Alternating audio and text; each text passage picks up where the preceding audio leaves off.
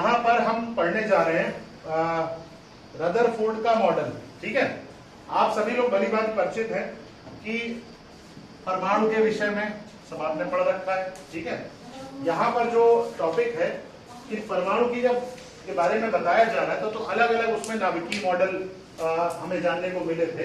कई वैज्ञानिकों ने अपने अपने उसमें तर्क दिए। जैसे एक सर जे थॉमसन थे, हमने आपको बताया था कि जे थॉमसन सर ने क्या किया था, उन्होंने ये अपना एक मॉडल दिया था। ठीक है, और कुछ कुछ उनका मॉडल जो था वो प्लम पुडिंग मॉडल, या कह लो जैसे तरबूज होता है तो तरबूज में अंदर जैसे बीज होते हैं, तो उन्होंने कहा वो इलेक्ट्रॉन होते हैं और पूरा का पूरा जो लाल वाला हिस्सा है वो क्या है, वो प्रोटॉन या उसका पॉजिटिव वाला धनात्मक वाला हिस्सा है। लेकिन धीमे धीमे क्या हुआ कि उसमें पता चला कई सारी कमियां निकल कर आई। उसके बाद जो पहली महत्वपूर्ण खोज की थी या जिसके बारे में बताया था वो सर रदरफोर्ड ने बताया था। इन्होंने क्या किया, इन्होंने लिए अल्फा के कण। ठीक है, अल्फा पार्टिकल जो होते हैं खुद कैसे होते हैं, धनावेशित होते हैं। ठीक है, जैसे हीलियम का एटम होता है वैसा समझ लो। ठीक है, 2He4।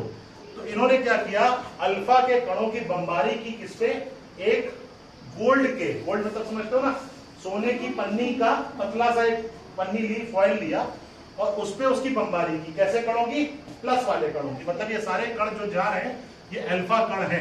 ठीक है, इनकी जब बमबारी की इन्होंने तो इन्होंने कुछ चीजें पाई। क्या पाई, पहली चीज उन्होंने देखा कि ज्यादातर जो अल्फा के कण थे, तुम देख रहे होगे सीधे चले जा रहे हैं, देखो बिल्कुल स्ट्रेट चले जा रहे हैं। ठीक है, कुछ अल्फा कण ऐसे थे जो थोड़े थोड़े एंगल से मुड़ रहे थे। देखो ये वाला थोड़ा सा मुड़ के इधर चला गया। ठीक है, और बहुत कम यानी करीब 20,000 में या उससे भी ज्यादा में कह सकते हो, कोई एक अल्फा का कण ऐसा था वो जिस रास्ते पे जाता था उसी रास्ते पे जैसे लगता था किसी चीज से जोर से टकराया और वापस चला गया। बात समझ रहे हो? और इसकी संख्या लेकिन बहुत कम थी। ज्यादातर जो थे वो सीधे चले जा रहे थे, कुछ थोड़े थोड़े से मुड़ रहे थे और कहीं एक आध ऐसा था हजारों में, 20,000 में, जो वापस उसी रास्ते पे चला आ रहा था। ठीक है, तो इन्होंने परमाणु के विषय में बताया। क्या बताया, इन्होंने कहा कि परमाणु के अंदर ज्यादातर जो भाग होता है वो क्या होता है, खाली होता है। किसी भी परमाणु में ज्यादातर जो अंदर स्पेस है, जगह है, वो खाली है।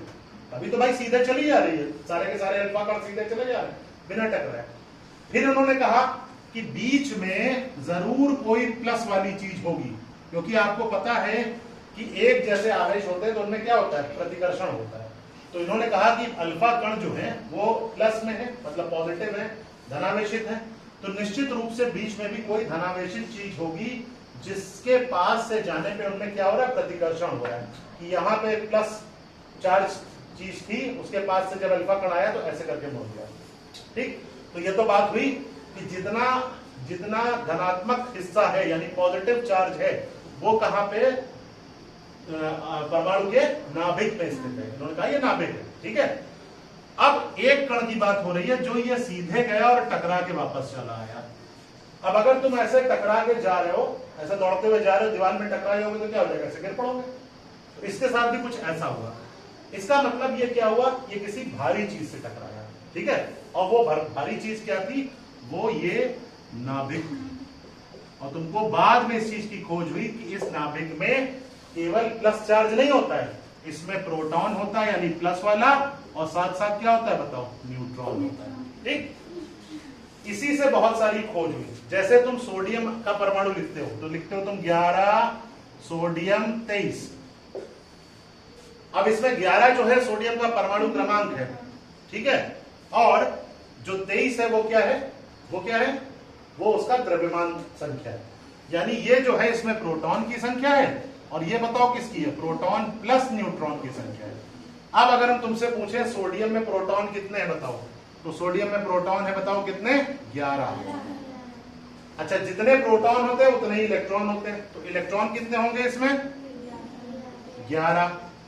अब आता है तीसरा कण।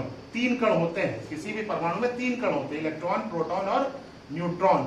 न्यूट्रॉन की खोज की थी सर जेम्स चैडविक ने। किसने की थी, तो न्यूट्रॉन इसमें कैसे निकालेंगे, कोई बताएगा मुझे भाई, कैसे निकालेंगे न्यूट्रॉन।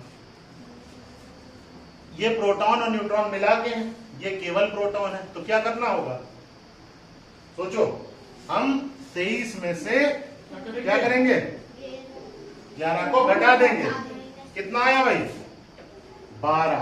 तो न्यूट्रॉन कितने हैं 12। ठीक, एक और दे रहे हैं, अब तुम लोग बताओगे, हम नहीं बताएंगे। 13 एल्युमिनियम, एल्युमिनियम अभी हम तुमको एक प्रयोग भी दिखाते हैं एल्युमिनियम का। 13 एल्युमिनियम 27। अब इसमें बताओ प्रोटॉन कितने हैं, प्रोटॉन कितने हैं 13। इलेक्ट्रॉन कितने हैं और न्यूट्रॉन कितने हैं? हाँ 27 माइनस 13 कितना? ठीक 14। एक और दे, एक गैस होती आर्गन, ये किसी से अभिक्रिया नहीं करती है। अब इसमें प्रोटॉन कितने हैं, इलेक्ट्रॉन कितने हैं और न्यूट्रॉन कितने हैं? -18 कितने? 22। आ गई बात समझ में? टॉपिक समझ में आ गया?